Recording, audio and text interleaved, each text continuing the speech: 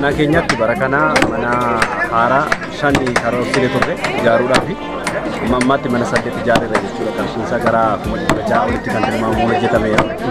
Kana qofatu hin taane tajaajila lammummaadhaan dabtara bituun, uffata haadha hiyyeessaa bituun, akkuma kana yuunifoormii barattootaa bituudhaanis gara qarshii 100,000tti kan tilmaamamuun bitameera jechuudha. Kun mana 8ffaadha jechuudha nama ijaaramaa jiru kuni. Kanaaf deeggarsi karaa bulchiinsa magaalaas karaa uummataas walitti kan hojjetamaa jira jechuudha.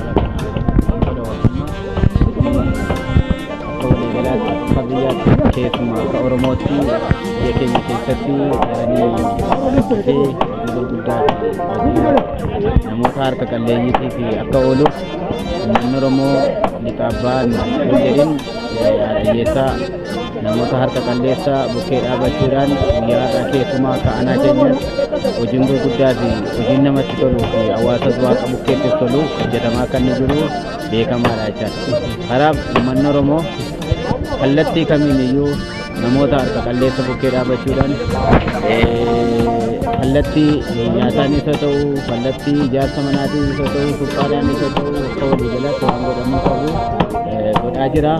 Ammas uummanni Oromoo waanuma kaleessa gochaa ture kana bukkee dhaabbate daran baadiyyaa naannoo keenyaa keessatti uummata harka qalleessa deeggaruudhaan manatti ijaaruudhaan bukkee dhaabbachuun gahee kootiif gahee uummata Oromoo fi gahee uummata bal'aa aanaa Jimmaa koo akka ta'e beekne kana hundumtuu akka inni irratti hirmaachisu akka godhatachuun barbaada. Kana duwwaa miti hojjetaa mootummaa maallaqa isaatiin bukkee dhaabbachaa akka inni jiru iddoo garaagaraatti deeggarsa abbootiin qabeenyaa bukkee dhaabbachaa akka isaan jiraniif kun ammas jaranii itti fufuu danda'u akka inni qabuudhaan tokko dabarsuun barbaada. Uummata keenya galatooma ulfaadha jechuu barbaanna. Deeggarsa bal'aa isaanii gochaa turani. Hojjetaan mootummaa, jiraataan magaalaa, abbootiin qabeenyaa deeggarsa kennaa turani jechuudha. Investoroonni magaalaa keenya keessatti argaman kan baadiyyaas deeggarsa guddaa kennaa turani.